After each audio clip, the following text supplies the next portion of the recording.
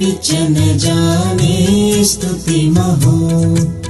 न चावानं ध्यानं तदपि च न जाने स्तुतिकथाः न जाने मुद्रास्ते तदपि च न जाने विलपनम् परं जाने माता त्वदनुसरणं केशहरणं विधेरज्ञानेन द्रविणविरहेणालसतया विधेया शक्यत्वा तव चरणयोर्याच्युतिरभूत् तदेतच्छन्तव्यं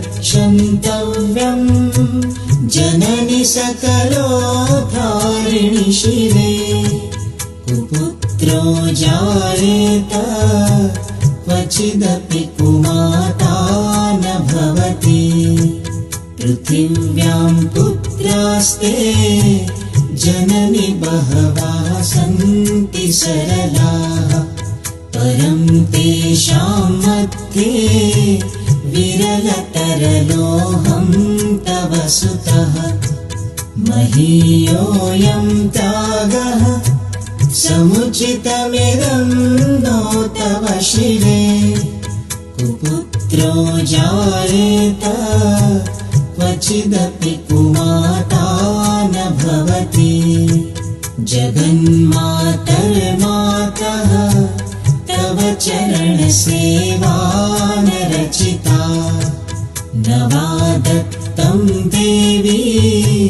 द्रविणमपि भूयस्तव मया तथापि त्वं स्नेहं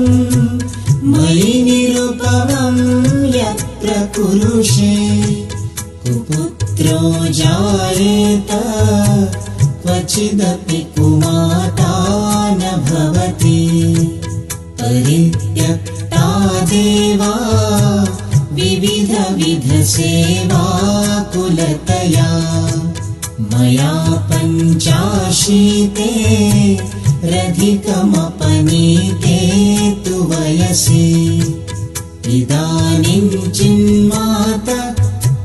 तव यदि कृपादापि भविता निरालम्बो लम्बो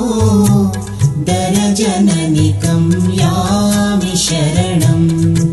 श्वपाको जल्पाको भवति मधुपाकोपमगिरा निरातङ्कोरङ्को विहरति चिरं कोटिकनकैः तवापर्णे कर्णे विशति मनुवर्णे फलमिदं जनको जानीते जननि जपनीयं जपविदौ चिताभस्मालेपो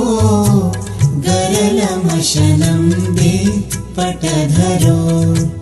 जटाधारी कण्ठे भुजगपतिहारी पशुपतिः कपाली भूतेशो भजति जगदीशैकपदवीं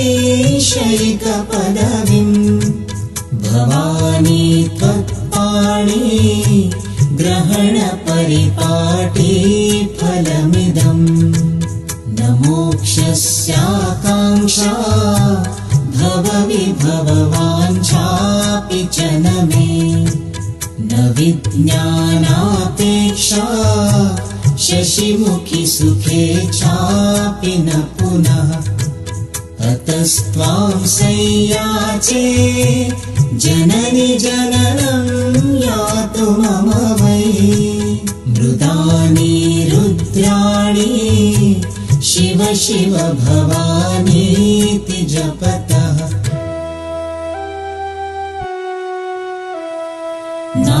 नाराधितासि विधिना विविधोपचारे किं वृक्षचिन्तनपरैर्न कृतं वचोभिः श्यामे त्वमेव यदि किञ्चन मय्यनाथे धत्से कृपामुचितमम्ब परं तवैव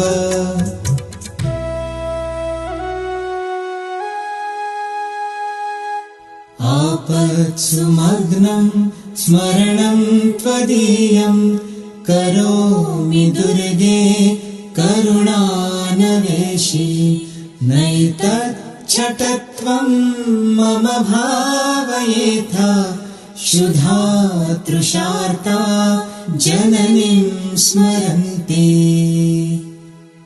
जगदम्ब विचित्रमत्र किम् परिपूर्णा करुणास्ति चेन्मयी अपराधपरम्परा परम् न हि माता समुपेक्षते सुतम्